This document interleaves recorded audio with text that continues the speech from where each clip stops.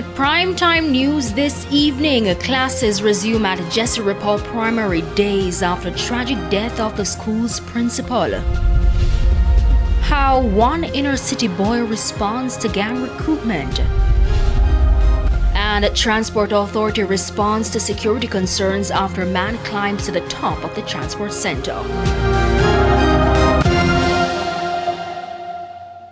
And good evening and welcome to Primetime News on air and online at onespotmedia.com, and a special welcome to our viewers on TVJ International in the Cayman Islands. I'm Archibald Gordon. And I am Andrea Chisholm with a preview of what's to come in business news. Here's Giovanni Dennis. Well, Andrea, the Bank of Jamaica says it received 238 applications valued at over $54.5 billion for the $30 billion it sought to raise yesterday.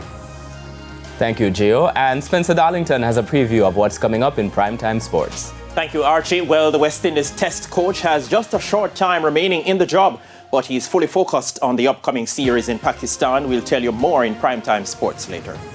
Thank you, Spencer. And Romaine Robinson is here with a preview of what's to come in the weather. Thanks, Andrea. Now, we're watching a cold front in the Western Caribbean. It is expected to move into the Central Caribbean between now and about Thursday, so we are expecting cloudy conditions to increase across central portions of the Caribbean basin. That's good news as far as I'm concerned, but you can find out more on the weather report and forecast later on. There's also sports commentary and E-Prime. But before the break, the feedback question. Yes, Archie, and this evening we're asking, what do you do to reduce the likelihood of a fire in your home? You can share your comments online, facebook.com/televisionjamaica, and you can post on X at TVJ News Center.